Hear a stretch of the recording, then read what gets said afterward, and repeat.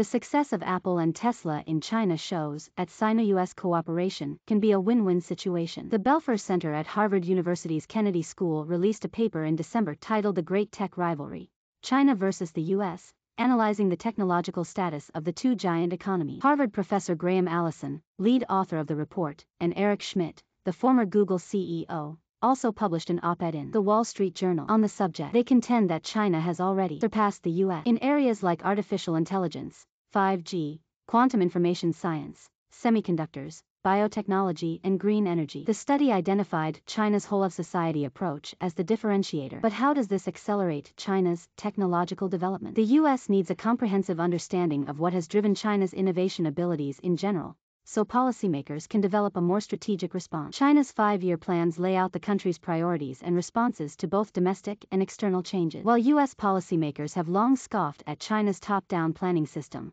these directives have generally delivered good outcomes, particularly in the past couple of decades. Today, Schmidt insists China has surpassed the US in AI, and this is, coincidentally, an area China started focusing on over a decade ago. The recent US sanctions on a range of technology, such as high-end semiconductor chips, have triggered faster domestic development in China. Many in the world expect China to catch up with the West, Taiwan, and Korea in high-end chips in the not-so-distant future. Along the way, the Chinese government has released a report on the digital economy, covering the development of digital infrastructure and key technologies, and the digital transformation of traditional industries and public services over the next 5 years. Government industrial policy is nothing new. President Franklin Roosevelt revitalized the U.S. economy after the Great Depression with the policy document known as the New Deal. Japan, South Korea, Taiwan, and Singapore grew rapidly during the 1970s and 1980s by defining their respective industrial policies and priorities. While China pursues top-down planning policies, it also nurtures dynamic private sector enterprises along with state-owned enterprises,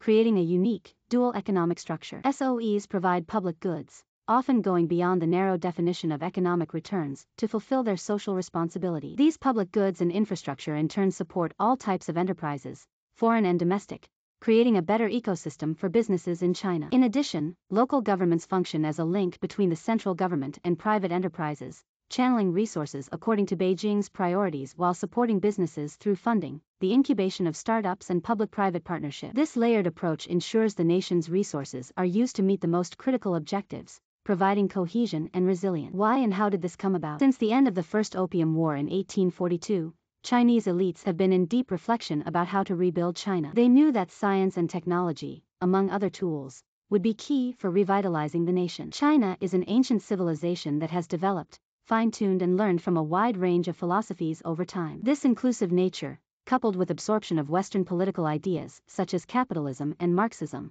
serves as the backbone to China's modern thinking. West must know what drives modern China. At the centennial anniversary of the Communist Party of China, President Xi Jinping repeatedly emphasized the theme to learn from history and build a better future. As China searches for its modernity with Chinese characteristics, this mindset is manifesting itself in everything it does. In the face of technology sanctions, China must move to neutralize such threats. Given its clearly stated and justifiable objectives and goals, people and businesses have been willing to go along with the government's plans and policies. Western multinational corporations operating in China understand this approach much better than politicians. Doug Guthrie, formerly of Apple University, recently underscored why being in China was so critical for the success of Apple. As the hub of Apple's global supply chain, China's clusters of suppliers, diligent workers, and support from local governments created a structure offering unparalleled reliability, optimized cost, quality, and timeliness. Apple and Chinese partners co-created the intellectual property needed for Apple products, leading to a win-win situation. Apple has since become the world's first business to be valued at over $3 trillion.